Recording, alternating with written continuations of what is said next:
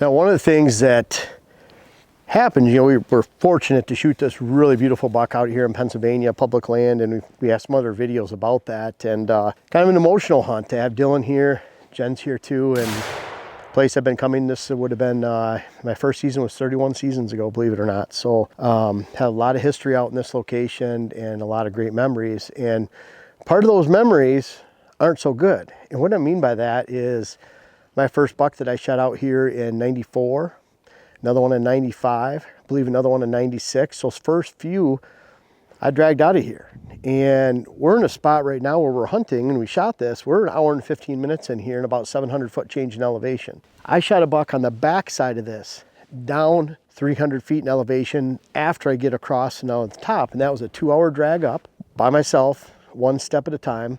1 hour across this flat, 2 hours down to the truck. By that time, I had 2 wear patches on the hide where it was collecting on the leaves, ripped all the hair off. My legs were buckling. I was in really good shape back then, and a lot better than now. And it was really tough. So interesting, this spot that I'm hunting right now, I sat within 100 yards of here in 1993, my first sit out here. And I've hunted all around here. It's the first time I've actually shot a buck in this spot right here.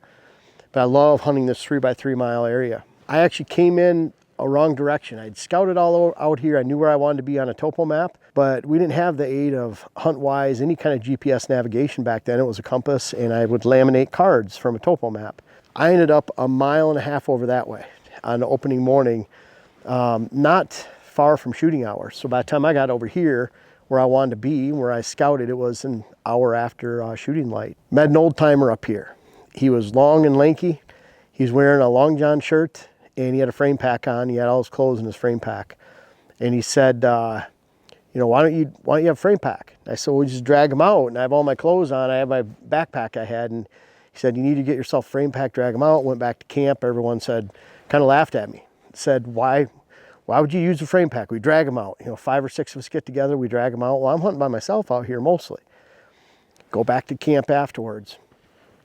So it took about $3 and being stubborn, but I finally got myself a frame pack. And a good friend of mine, Carl Keller, taught me how to butcher deer on the tailgate of a truck when it's been hot, and certainly when we've been out in the woods down in Ohio.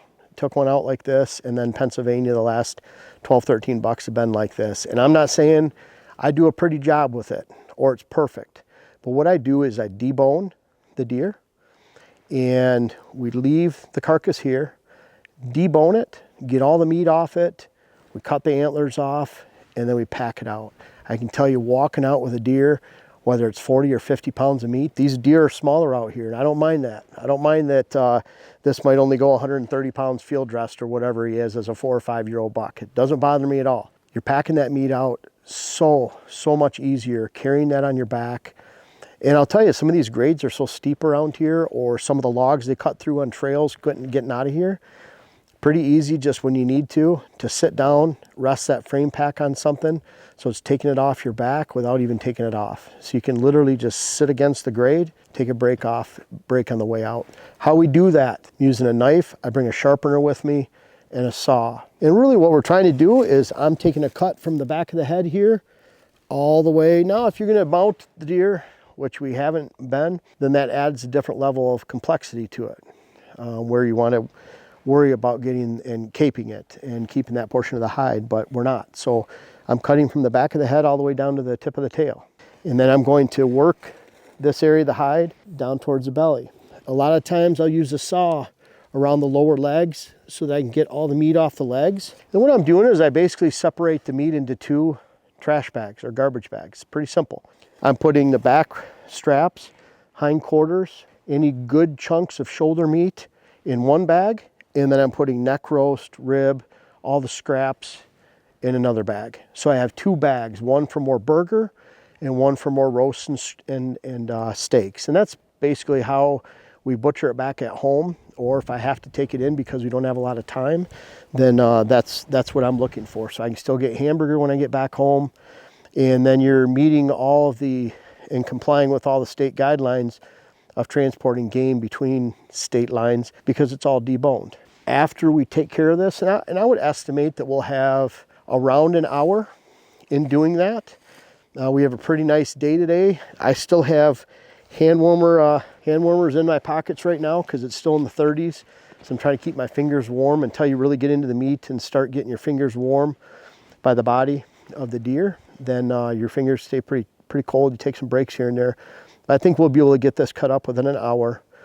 Then we're packing our bags, and that walkout's pretty tippy and pretty heavy compared to coming in here. We have a couple chairs, we have all our gear, some thermo shields for our feet, but it's been worth it bringing the pack in here, the frame pack. And I have a First Light pack that's a pretty good one. You see right here, and that's one that meat will fit in this bag, and then I can strap stuff to the outside to get out, like the chair. And then we have an actual frame pack over here by where Jen's at, where we can fill up this frame pack with whatever stuff we have. So between Dylan, myself, Jen's frame pack, 3 people, then we'll get that deer out pretty efficiently. And I just guarantee you that it's so awesome. I can't tell you the times where we have gotten deer out of here and we've gone back to the cabin that we used to hunt out of, wherever you might be hunting, and you're putting them on a buck pole and you're hanging it there, letting the deer hang. Boy, there's a lot of great pictures, photos of that from the past, but and I love that. I love that feeling of getting it out whole.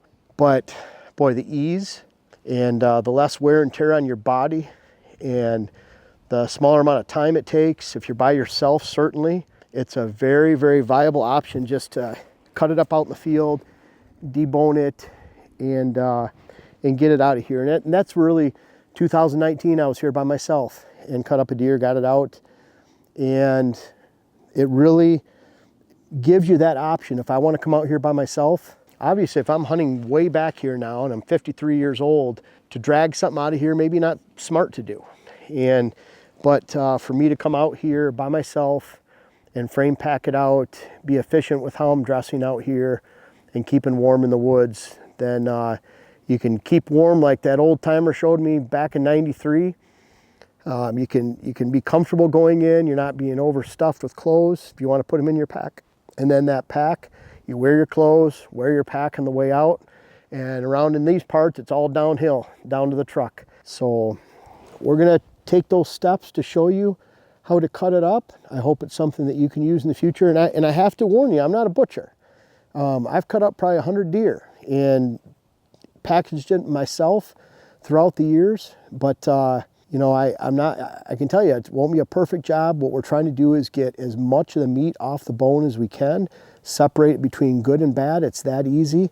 Getting the hide super easy off and pulling it back. We've done this on the tailgate of a truck in warm weather on out-of-state hunts. We've literally had charcoal and back straps in the parking lot of a motel before, sitting around in lawn chairs, having a couple beverages, having a good time after a successful hunt. So it's something you can do pretty easily, and I hope this can help you not only learn how to do something like this in the future, but maybe give you the confidence to go on an out-of-state hunt for a couple days like we have out here, and make some memories to last a lifetime like we've done with Dylan and Jen. It's been a wonderful time, wonderful experience. You'll see some of the emotion of that in a couple of the other videos about this hunt. But you know, memories last a lifetime, and getting some venison out of the woods, what can be better than that? I appreciate you guys watching the YouTube channel, but I don't know if everyone knows everything that we have to offer, whether it's on whitetailhabitatsolutions.com, our website, our WHS Wildlife Blends, our seed company. Also Instagram you can check out. I'm very active on Instagram, putting strategies on there, photos of what we do every day. Much more active there than Facebook.